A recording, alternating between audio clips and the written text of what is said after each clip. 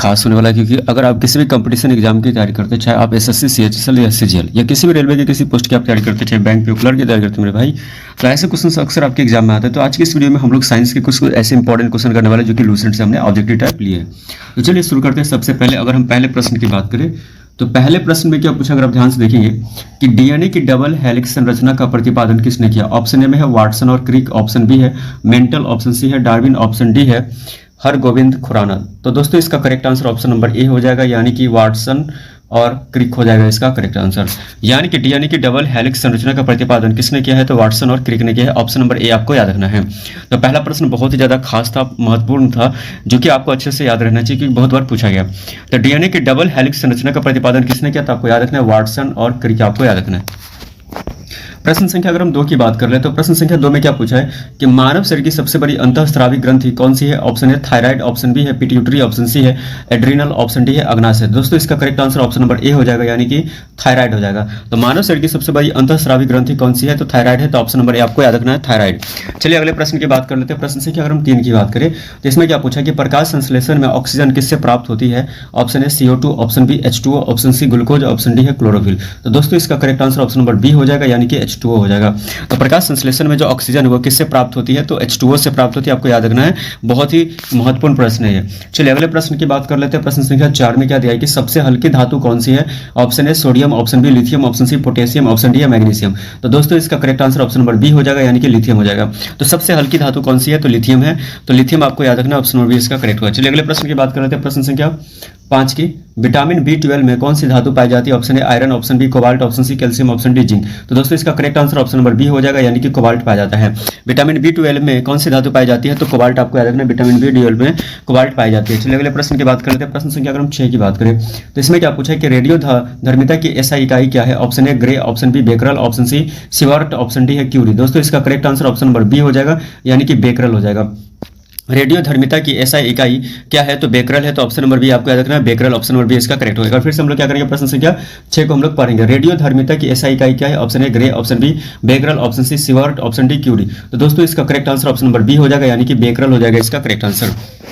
चलिए बात कर लेते हैं अगले प्रश्न, यानी कि प्रश्न संख्या अगर हम 7 की बात करें तो सबसे अधिक विद्युत चालक धातु कौन सी है। ऑप्शन ए तांबा, option B aluminium, option C चांदी, ऑप्शन डी सोना। दोस्तों इसका correct answer option number C हो जाएगा, यानी कि चांदी हो जाएगा। तो सबसे अधिक विद्युत चालक धातु कौन सी है, तो चांदी है। तो ऑप्शन नंबर सी आपका याद रखना चांदी, ठीक है। चलिए अगले प्रश्न। तो प्रश्न संख्या 8 में क्या पूछा है, मानव शरीर में रक्त का pH मान लगभग कितना होता है। ऑप्शन ए में 6.8, ऑप्शन बी है 7.4, ऑप्शन सी है 8.2, ऑप्शन डी है 5.6। दोस्तों इसका correct answer option number B हो जाएगा, यानी कि 7.4 आपको याद रखना है कि मनुष्य शरीर में रक्त का pH मान लगभग कितना होता है, 7.4 होता है। तो आपको याद रखना ऑप्शन नंबर बी हो जाएगा 7.4, ठीक है, 7.4 होता है, याद रखना है। चलिए अगले प्रश्न की बात कर लेते हैं। प्रश्न संख्या अगर हम 10 की बात करें तो इसमें क्या पूछा है, बहुत ही खास प्रश्न होने वाला है, क्योंकि इंसुलिन हार्मोन का स्राव किस कोशिका से होता है। ऑप्शन ए अल्फा कोशिका, ऑप्शन बी बीटा कोशिका, ऑप्शन सी गामा कोशिका, ऑप्शन डी डेल्टा कोशिका। तो इसका correct answer option number B होगा दोस्तों, यानी कि बीटा कोशिका हो जाएगा। तो इंसुलिन हार्मोन का स्राव किस कोशिका से होता है, तो बीटा कोशिका से होता है। तो ऑप्शन नंबर बी आपको याद रखना है, बीटा कोशिका। चलिए एक बार फिर से प्रश्न संख्या 10 को हम लोग पढ़ेंगे। इंसुलिन हार्मोन का स्राव किस कोशिका से होता है। ऑप्शन ए अल्फा कोशिका, ऑप्शन बी बीटा कोशिका, ऑप्शन सी गामा कोशिका, ऑप्शन डी डेल्टा कोशिका। तो इसका correct answer option number B हो जाएगा, यानी कि बीटा कोशिका हो जाएगा। चलिए अगले प्रश्न की बात कर लेते हैं। प्रश्न संख्या अगर हम 11 की बात करें, इसमें क्या पूछा है कि मानव शरीर की सबसे छोटी हड्डी कौन सी। Option A stapes, option B femur, option C radius, option D ulna. तो दोस्तों इसका correct answer option number A हो जाएगा, यानी कि स्टेपस हो जाएगा इसका करेक्ट आंसर। तो मानव शरीर की सबसे छोटी हड्डी कौन सी है, तो स्टेपस से आपको याद रखना है ऑप्शन नंबर ए।